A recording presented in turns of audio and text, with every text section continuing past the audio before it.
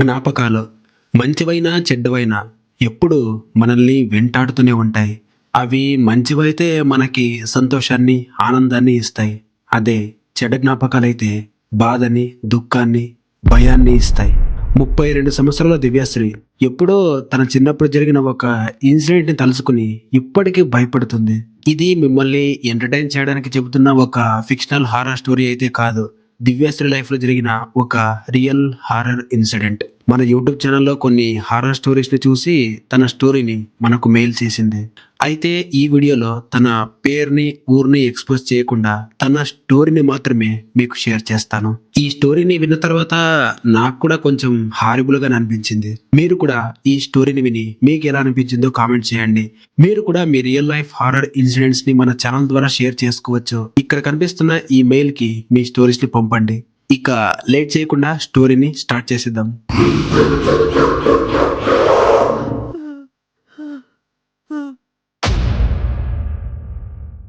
అది 2006. దివ్యశ్రీకి అప్పుడు 12 ఏళ్ళు. వాళ్ళు ఉండేది కర్నూలుకి దగ్గరలోనే ఉండే ఒక పల్లెటూరులో. దివ్యకి ఒక అన్నయ్య కూడా ఉన్నాడు. అతనికి 16 సంవత్సరాలు. ఒకరోజు రాత్రి దివ్య వాళ్ళ అమ్మ నాన్న ఏదో ఫంక్షన్ ఉందని చెప్పేసి బయటికి వెళ్ళాల్సి వచ్చింది. అంటే ఆ రోజుల్లో కొన్ని ఫంక్షన్స్ నైట్ టైం జరిగేవన్నమాట. అలా దివ్య వాళ్ళ అమ్మ నాన్న వెళ్తూ దివ్య వాళ్ళ అన్నయ్య ఉంటాడు కదా వినోద్, అతనికి జాగ్రత్తలు చెప్పారనమాట. మేము వచ్చేంత వరకు ఇంట్లో కొంచెం జాగ్రత్తగా ఉండు, చెల్లిని బాగా చూసుకో, ఎక్కడికి వెళ్ళొద్దు అని చెప్పి వెళ్ళిపోయారు. ఇక వినోద్ కూడా సరే అని చెప్పి డోర్ క్లోజ్ చేశాడు. వాళ్ళ అమ్మ నాన్న ఫంక్షన్కి వెళ్ళిపోయారు. అలా కొద్దిసేపటి తర్వాత వినోద్ దివ్య దగ్గరకు వచ్చి, దివ్య నేను ఇలా మా ఫ్రెండ్స్ ఇంటికి వెళ్తాను, అమ్మ నాన్నకి చెప్పొద్దు, త్వరగా వచ్చేస్తానులే అని చెప్పి వాళ్ళ ఫ్రెండ్స్ ఇంటికి వెళ్ళిపోయాడు. ఇప్పుడు దివ్య ఒక్కతే ఇంట్లో ఉంది. దివ్యకి అదొక రకమైన ఫీలింగ్. అంటే ఇంట్లో ఒంటరిగా ఉంటుంది కదా, అదొక ఫ్రీడమ్లా అనుకుంది. జనరల్గా ఇంట్లో ఒక్కరే ఉన్నప్పుడు ఏం చేస్తారు, టీవీనో లేకపోతే ఇంకా ఏదైనా ఆటలాడమో చేస్తాం. దివ్య కూడా హాల్లో ఒంటరిగా కూర్చుని టీవీ చూస్తూ ఉంది. అయితే టీవీ ఆన్ చేసినప్పుడు అందులో అన్ఎక్స్పెక్టెడ్గా హారర్ మూవీ ప్లే అయింది. అలా దివ్య చాలా ఇంట్రెస్టింగ్గా ఆ హారర్ మూవీ చూస్తూ ఉంది. అలా చూస్తూ ఉండగానే ఆమెకి భయం స్టార్ట్ అయింది. అయితే ఆ భయం ఆ మూవీని చూసి కాదు, వాళ్ళ ఇంట్లో వస్తున్న కొన్ని వియర్డ్ సౌండ్స్ వల్ల. సరిగ్గా అదే టైంలోనే గాలికి వాళ్ళ ఇంట్లో ఉన్న విండోస్ అన్ని కొట్టుకుంటూ ఉన్నాయి. ఫ్లోర్ నుంచి ఒక వియర్డ్ సౌండ్ ఆమెకు వినిపిస్తోంది. ఆఖరికి వాళ్ళ ఇంట్లో ఫ్రిడ్జ్ చేసే సౌండ్ కూడా ఆమెని భయపెడుతోంది. ఇక దివ్య టీవీ ఆపేసి బెడ్రూమ్లోకి వెళ్ళి డోర్ లాక్ చేసుకుంది. అలా కాసేపు బాత్రూంలోకి వెళ్ళి ఫ్రెష్ అప్ అయ్యి మళ్ళీ బెడ్రూమ్లోకి వచ్చింది. ఎలాగైనా ఇప్పుడు తన భయం పోగొట్టుకోవాలి, ఏం చేయాలి అని ఆలోచిస్తూ ఉన్నప్పుడు తన కన్ను తన వీడియో గేమ్ మీద పడింది. వెంటనే వీడియో గేమ్ ఆన్ చేసి అందులో కొన్ని గేమ్స్ ఆడుతూ రిలాక్స్ అయ్యింది. అలా తన గేమ్స్లో పడిపోయి టైం కూడా మర్చిపోయింది. సడన్గా అప్పుడే వాళ్ళ ఇంటి మెయిన్ డోర్ గట్టిగా మూసిన సౌండ్ వినిపించింది. అమ్మయ్య, మా అన్నయ్య వినోద్ వచ్చేసాడు అని చెప్పేసి దివ్య రిలాక్స్ అయ్యింది. జనరల్గా వినోద్ వస్తే డైరెక్ట్గా తన బెడ్రూమ్లోకి వెళ్ళిపోతాడు. కానీ ఇప్పుడు మాత్రం సామాన్లు జరుపుతున్నట్టు, వాటిని కింద పడేస్తున్నట్టు వింత వింత శబ్దాలు వస్తున్నాయి. ఫ్లోర్ మీద వస్తున్న ఆ అడుగుల శబ్దాలు వినోద్వి కాదు. అంటే ఇంట్లోకి వినోద్ కాకుండా వేరే ఎవరో ఎంటర్ అయ్యారు.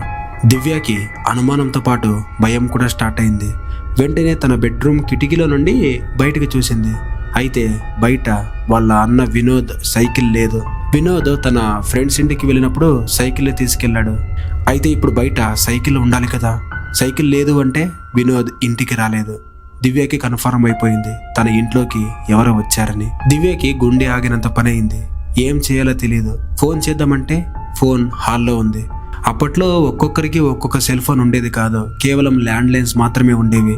ఇప్పుడు హాల్లోకి వెళ్ళి ఫోన్ చేయాలి అన్నా కూడా తన బెడ్రూమ్ దాటి బయటికి రావాలి. కానీ బయటికి వచ్చే ధైర్యం దివ్యకి లేదు. ఇక చేసేదేమీ లేక దివ్య తన బెడ్రూమ్ డోర్ని లాక్ చేసి లోపలే ఉండిపోయింది. ఇక్కడ ఇంకొక విషయం ఏంటంటే, దివ్య బెడ్రూమ్ డోర్ ఎలా ఉంటుందంటే లోపల లాక్ చేసుకున్నా కూడా బయట నుండి ఓపెన్ చేసేయచ్చు. ఖచ్చితంగా ఆ పర్సన్ తన బెడ్రూమ్లోకి వస్తాడు అని దివ్యకి కన్ఫర్మ్గా తెలుసు. ఇప్పుడు ఏం చేయాలి? మంచం కింద దాక్కుంటే ఖచ్చితంగా ఆ వ్యక్తికి దొరికిపోతుంది. బయటికి వెళ్ళలేదు. అలా కొద్దిసేపు దివ్య ఆలోచించిన తర్వాత ఆమె చూపు వాళ్ళ ఇంటి అల్మారా మీద పడింది. అతి కష్టం మీద ఆమె ఆ అల్మారాలోకి వెళ్ళి డోర్ని లాక్ చేసుకుంది. లాక్ అంటే సపరేట్ గా దానికి గడియ ఏం లేదు, తన చేతులతోనే గట్టిగా ఇలా పట్టుకుని కూర్చుంది. అలా కొద్దిసేపటి తర్వాత దివ్య రూమ్ డోర్ ని ఎవరో ఓపెన్ చేస్తున్నట్టు ఆమెకి సౌండ్ వినిపించింది. ఇంకేముంది, ఆ పర్సన్ దివ్య బెడ్రూమ్ లోకి ఎంటర్ అయిపోయాడు.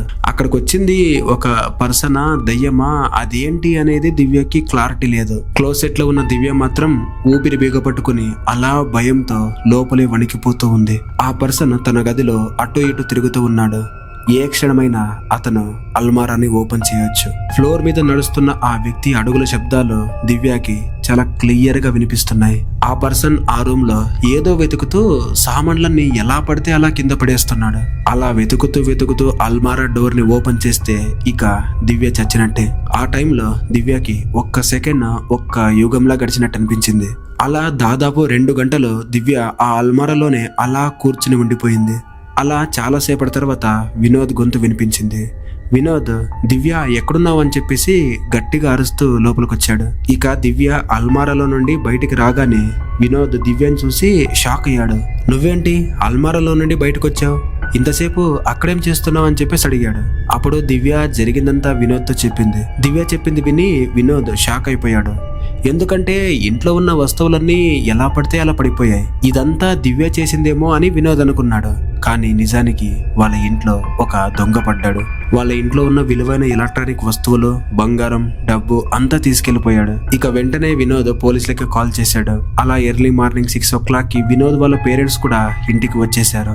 జరిగిందంతా తెలుసుకుని వాళ్ళ నాన్న వినోద్ ని గట్టిగా చెంప మీద కొట్టాడు. బయటికి వెళ్లే ముందు ఇంటి డోర్ ని లాక్ చేసి వెళ్లాలని తెలియదా, అయినా ఇంట్లో చెల్లిని చూసుకుంటూ జాగ్రత్తగా ఉండమని చెప్పాను కదా, ఎందుకు వెళ్ళావని చెప్పి వినోద్ వాళ్ళ నాన్న వినోద్ పై గట్టిగా అరిచాడు. ఏదైతేనే డబ్బు పోయినా పర్లేదు, పిల్లలిద్దరూ సేఫ్ గా ఉన్నారు అని చెప్పి వాళ్ళ పేరెంట్స్ రిలాక్స్ అయిపోయారు. కానీ ఆ రోజు రాత్రి ఆ చిన్న అల్మారాలో దాక్కుని బయట ఎవరో తిరుగుతూ ఉంటే ప్రాణ భయంతో గడిపిన ఆ క్షణాలు దివ్యని ఇప్పటికీ వెంటాడుతూనే ఉన్నాయి. ఇప్పటికీ రాత్రిపూట ఒక చిన్న శబ్దం వినిపించిన దివ్య వెన్నెలో వణుకు పుడుతుంది. గైస్, మీ లైఫ్ లో కూడా ఇలాంటి హోమ్ అలోన్ ఎక్స్పీరియన్స్ ఏదైనా ఉంటే కామెంట్ లో తెలియజేయండి.